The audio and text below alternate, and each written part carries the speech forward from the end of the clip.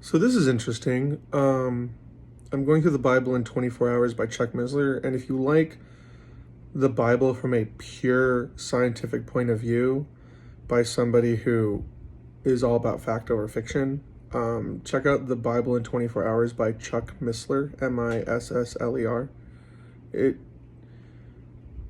It's really good if you're used to a lot of nonsense in Christianity. It'll really break it apart by like going 4 levels above the level of nonsense.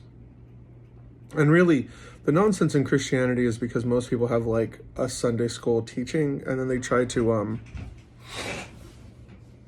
tell you like what's right and wrong without any real explanation. Anyways, so one of the reasons I started the Paladin Corp is the church has kind of become open to everything it shouldn't be, like adultery. Nobody checks to make sure people aren't watching porn anymore. Porn is also adultery. And what is it? Beware of sexual immorality because it sins against the flesh. And what God is saying there is beware of sexual immorality because the discipline, the punishment, will be against you. And a good way to look at that is it kind of messes with your timeline, with your destiny, with your prosperity. It delays things. And we don't want our prophecies delayed, our words of encouragement to be delayed, the good things God has coming for us to be delayed. We want as much of that as we can. Anyways, there's this book called Joshua, which is about Joshua who took over from Moses. Moses took the people out of slavery and to the promised land, but Moses didn't go into the promised land. Joshua took them in and defeated the enemies that were there. Afterwards, the Israelites fell into temptation because of their neighbors. They fell back into idolatry, which is a big deal. You don't do idolatry. Idolatry is like, it really spits in God's face because God is God who looks after you and protects you. And when you call something else God and pretend it looks after you and protects you, it really pisses him off, even if you're only doing it for fun and sport, because God takes life seriously because he and you built it.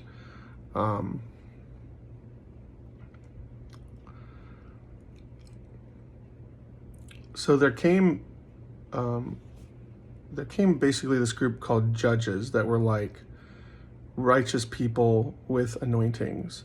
And so like the Israelites would like, things would get really good and then they'd disobey and then things would get really bad and they'd go to the judges and the judges would help put them back together and be like, this is how we follow God, and things would get really good. And then they'd fall back into their old ways because people like to party. And so it went like this, up and down and up and down and up and down. And Samuel, the last of the judges, he's the one who anointed King David. He's the one who said, you're going to become king. He started the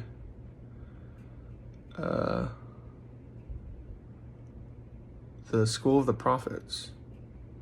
So the last judge started the school of the prophets. And so that was my inspiration for the Paladin Corp, was the judges in the Bible, and my name is Joshua. And so it's Joshua, and then Judges, and then the next book is Ruth, which is like a love story, which God's been talking a lot about my wife being revealed, and I think I know who she is, but I'm not going to say it until she and I have a conversation, which has not happened yet, but I believe I know who she's going to be. I'm very excited, but it's also like, when you've been waiting so long to meet your wife, you don't want to get ahead of yourself and hurt yourself more than necessary when you have so many responsibilities in play. Anyways, so I thought that was interesting. The last of the judges started the school of prophets, and I'm someone like a judge, a paladin, starting a school of prophets. The Paladin Corp, I wanted something for church that said the people who designated themselves paladin had a desire to work in the supernatural, like work in the machinations of heaven, and to live a righteous life. So they're the ones where if they are watching porn, you have a responsibility as their friends to, tell them to stop. If they're doing adultery, they need to stop. And if they don't, you can't call them a paladin. Originally, that's kind of what a Christian was. A Christian just meant little Christ. But now I've met Christians that do everything, and that's not the way it's supposed to work. One of the biggest failures, on a second note, one of the biggest failures in life is that celebrities, rich people, popular people don't have best friends to say no. If you can tell your best friend no when they're doing something dumb, you will earn a special place in their life. I've had to step up and tell my friends no for all sorts of reasons. In the beginning, they really hated it, but at the end, they're like, I get it. I do get it. So,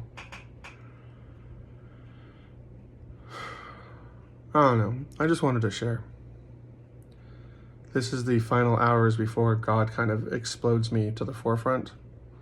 And they're just, I guess, a little bit somber. But I love you guys. Keep praying for the reality that you want.